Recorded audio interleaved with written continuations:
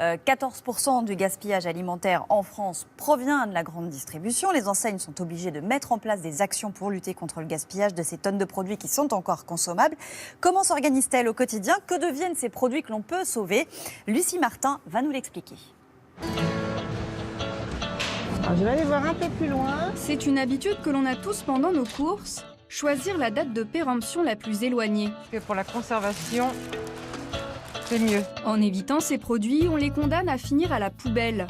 La grande distribution était déjà tenue de faire un effort pour lutter contre le gaspillage alimentaire depuis 2016. Mais en janvier 2020, 38 acteurs de la filière agroalimentaire se sont engagés à faire encore plus, notamment en faisant davantage attention à la gestion des dates de péremption.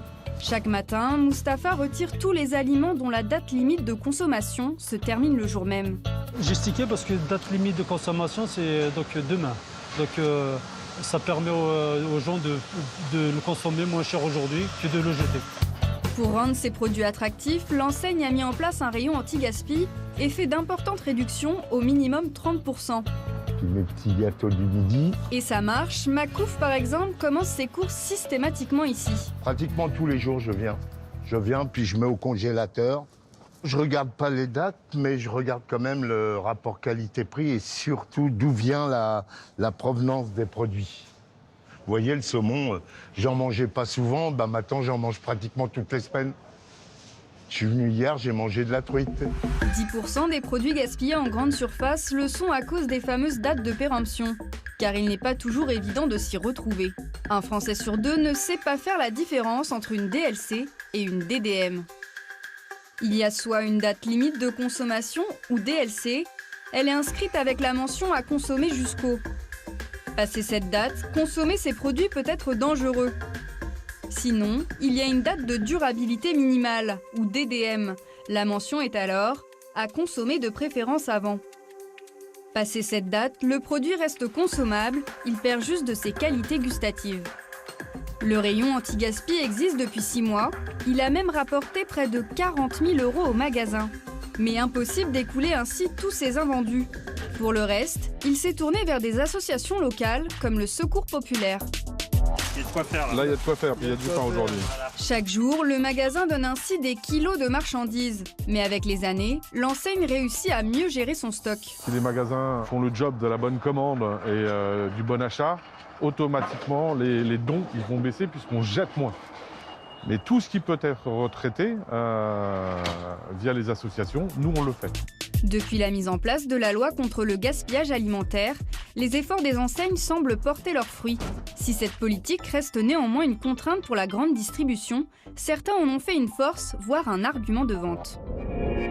Dans cette épicerie parisienne, Charles Lottmann propose justement ce que les grandes surfaces ne veulent pas vendre en raison de dates trop courtes ou encore de défauts visuels. Quand on regarde donc ces desserts, on voit qu'il y a un petit défaut visuel. Voilà, c'est pareil ici.